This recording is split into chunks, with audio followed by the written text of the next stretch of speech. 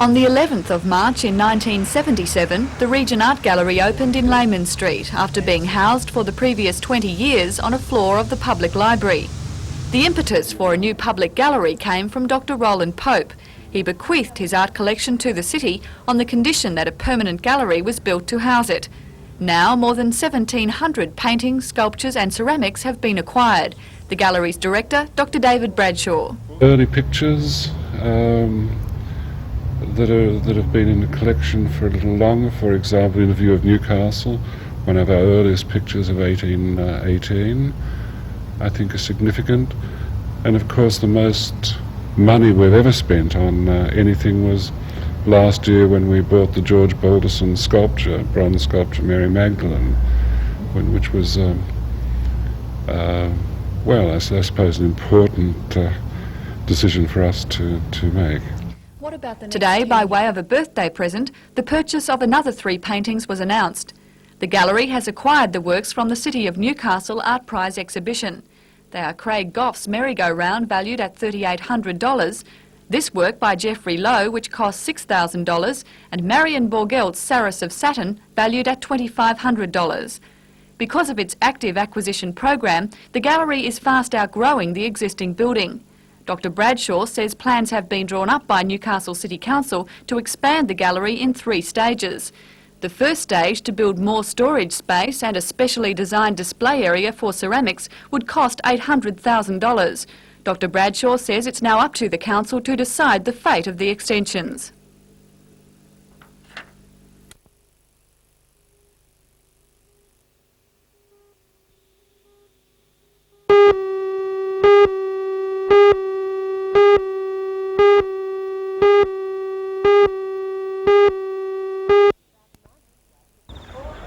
About 90 scouts have gathered at Glenrock Lagoon Scout Training Camp for a weekend packed with activities.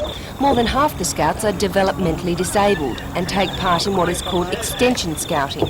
The idea is that regular scouting activities are modified to suit the needs of the handicapped.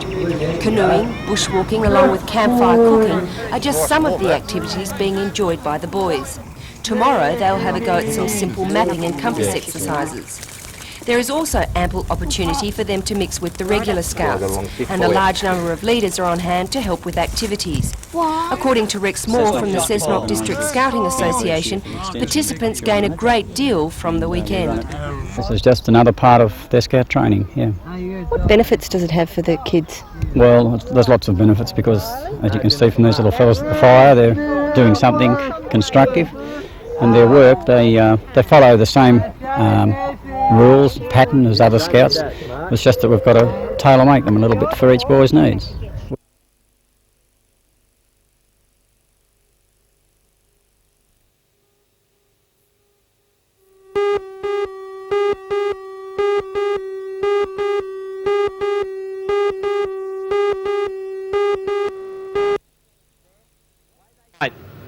Set, away they go. That was a much better start.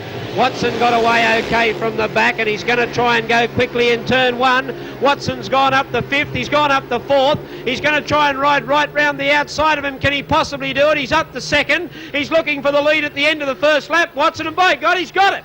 Watson goes from the back mark to the front in the space of 1 lap. He's opened up a break of about 10 or 15 metres. He came from the 20-metre mark, you must remember, and Watson's got it flying. He had to look back over his shoulder, saw that Brian Nixon is running 2nd. Wiltshire is sliding up on the inside of Craig Boyce to look for 3rd place, and he's took 3rd place away from Craig Boyce there, down to the checkered flag, but that's an outstanding ride by the Cessnock rider, Chris Watson. Watson first, Nixon is 2nd. Give it to Wiltshire in 3rd place.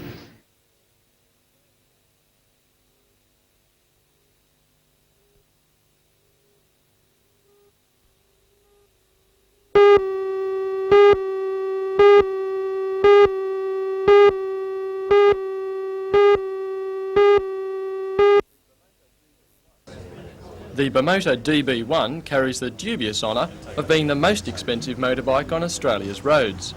And what do you look for then in the Lamborghini of motorcycles? According to Australian marketing manager Ian Gowanlock, price isn't one of the concerns of those who buy Bimotas. It's absolute quality at any cost. Just 18 craftsmen are involved in making the frames and assembling the machines, turning out 2 a day. Only state-of-the-art materials and technology are acceptable. Aviation alloy, for example, such as that found in the F-18 fighters, is used in high-stress areas, as well as titanium being used elsewhere. The braking system utilises a new concept, with the disc being semi-separated from the main brake. This allows it to expand and contract in response to the heat created without the disc buckling. For the first time also, a bike has low-profile tyres, a feature that has meant the redesigning of the whole suspension system.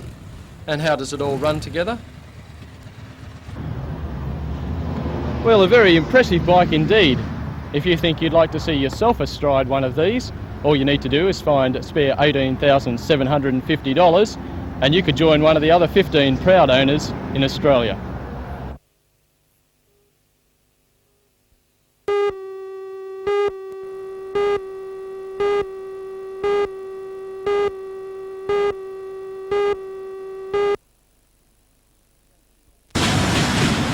Takes in all levels of State Rail Authority weekend operations, including work carried out by station masters, signal box operators, clerical staff and track supervisors. If the review finds the shifts are not justified, then they'll be cut back. Northern organiser with the Australian Railways Union, Ray Conway, says although there'll be no immediate job losses, the proposals could mean a considerable loss in income for many of his members. We'll place the lower paid people within our industry in a position with the abolishment of weekend work and with increasing interest rates on home loans, I would say it could very possibly put a lot of those people in that lower bracket of income to the wall. So where would the ARU like to see the cuts coming from? Well, I think, you know, the worker has taken the chop all the way through, and I think it's about time the government of this state started to have a look at some of the tall poppies that we've got in our industry.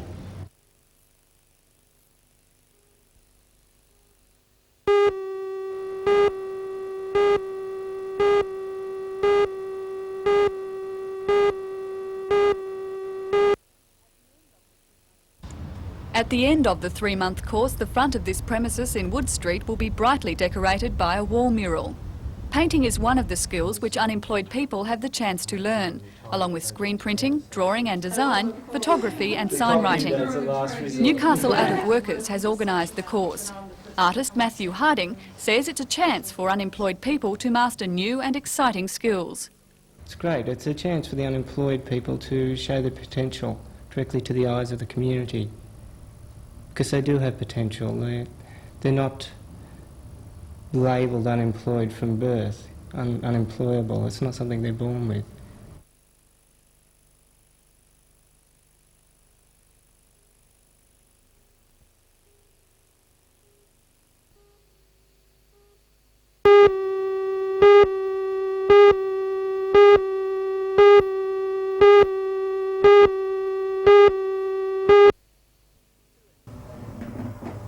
NUR-FM is one of 60 public radio stations in Australia.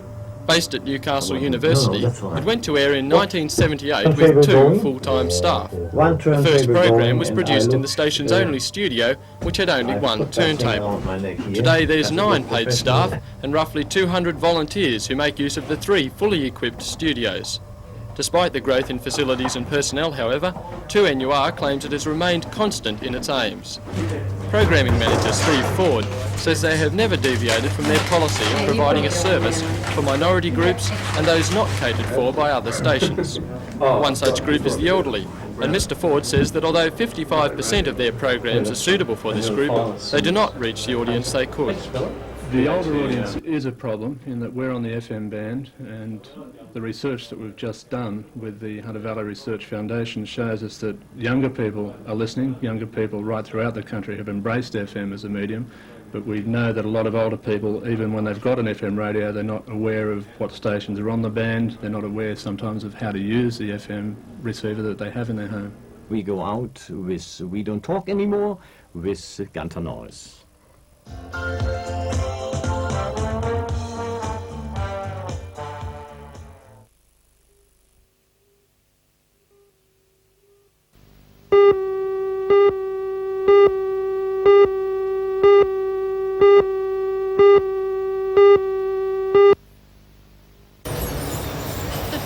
travel offer is a present from the Urban Transit Authority to pensioners in their special week. A communication breakdown earlier this week meant many employees of the UTA and local pensioner organisations were not informed of the 2-day bonus for travelling pensioners. With that problem now resolved, the authorities hope pensioners will take advantage of the free ride on Thursday and/or Friday this week. SRA Regional Manager of Passenger Services, Barry Smith, says special measures will be taken to ensure there is a seat for everyone. To handle any increase in the traffic, which I think is reasonable to expect, we will be endeavouring to ensure that all of our suburban diesel trains will be double loaded that day, as far as the 2 cars will go to 4 cars, and I've no doubt that the suburban electrics to Fassifern and Morisset will quite amply handle everything we need to do.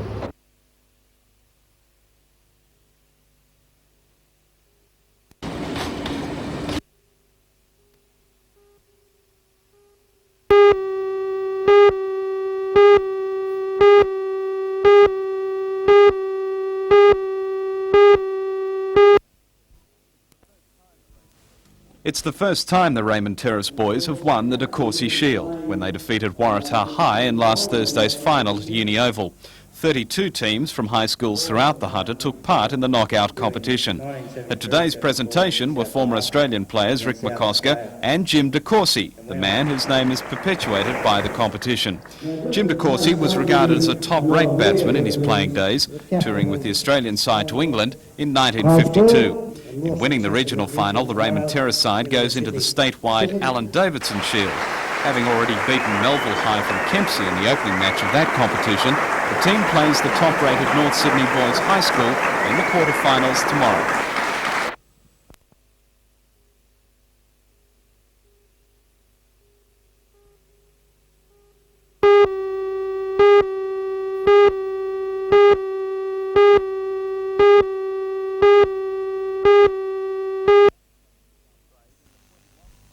Craig and the 21-strong New South Wales contingent will be competing at the national titles at the Chandler Stadium in Brisbane for a week, starting this Saturday. The local champion will be competing in the 1 kilometre time trial, the event in which he's state champion, and the sprint. He's hoping his new carbon fibre disc rear wheel will give him the edge over his rivals. Sprint, I'm not quite sure how I'll go on that. I haven't really concentrated on that event. I come 6th in it last year, but in the time trial I hope to get in the top 3 or 4. On my time so far, I've ridden the second fastest time with it and the fastest time without a disc wheel, so hopefully we'll be all right. And who's going to be your strongest competition in the titles? Martin Vinicum, of course. He's a Commonwealth Games champion and runner-up in the world title. And Wayne McCarney, who got 4th in the Commonwealth Games, dual Commonwealth Games gold medalist. And you're confident you can beat them? I'm never confident. I just train as hard as I can and just hope it all comes off. Sometimes it does, sometimes it doesn't. You just try harder next time.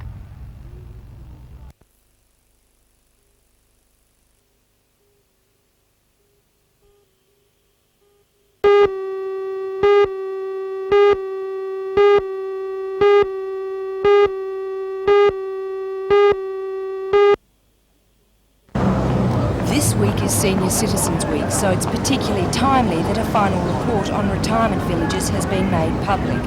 The Consumer Affairs report is not good news for our aged. It indicates that elderly people entering New South Wales retirement villages are being ripped off by false advertising, breach of contract and unfair cost increases.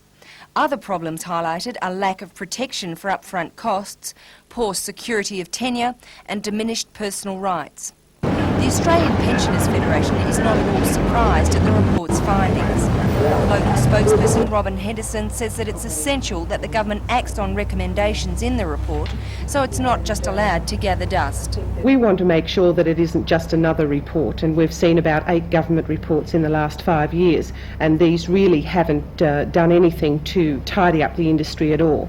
Now, we just don't want this report to be another toothless tiger and another report. We want to see the recommendations put into legislation, we want to see the legislation enforced, and we want to make sure that there is legal recompense for people in the retirement villages and in the nursing homes if the nursing home owners and hostel owners are in breach of the legislation.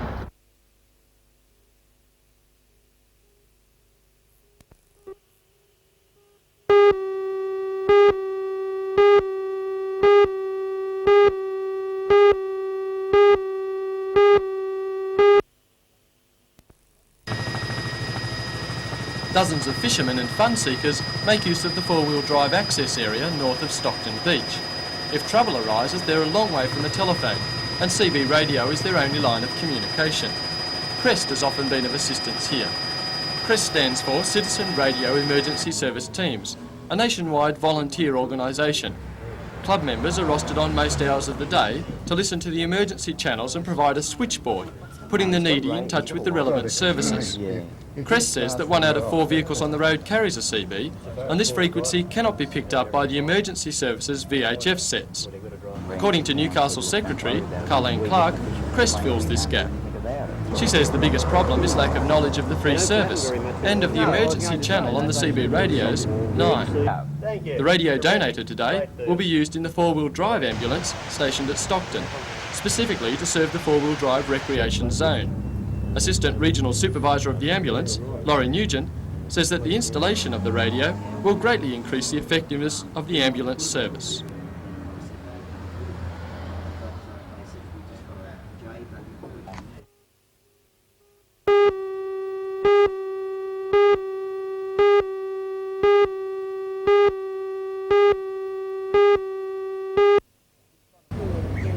In front of an enthusiastic crowd today at the Hamilton Bowling Club, the Cohiba pair of Tony Zermack and John Clark fought out the final against Charlie Frost from Waratah and Rex Johnson of Belrose. In the semi-finals, Johnson and Frost defeated Ernie Winship and Ron Steele of Cardiff 19-18. In the other semi, Zermack and Clark eliminated Kevin Prisk and Jim Stevens from Windale Gateshead 22 ends to 15. The $4,000 knockout tournament began last Sunday and attracted 112 teams. In a tense final today, the crowd was treated to some fine bowls. But throughout the afternoon, Charlie Frost and Rex Johnson held the upper hand with some superior play, which their opponents couldn't match.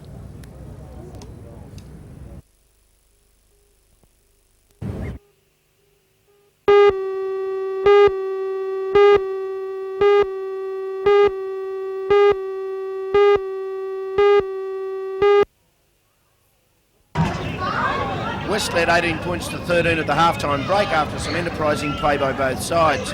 West was led by former captain coach Gary Martini in the absence of John McLeod. Martini, one of the best players in the competition, is making a comeback after a year off for business reasons. Central took to the field with front rower Andrew McDonald after he had his suspension lifted on Friday night by the NRL Appeals Committee. The Rosellas have fought well after a disappointing year last time and boast a pretty well-balanced side with big experienced forwards and some fine backs, including representative players Tim Butler and new boy Craig Mason. Central are going as well as at any time in their recent history, and coach John Anderson is proving, as he did as a player, to be outstanding. He has the confidence of his players with his great personality, and they look forward to a good season.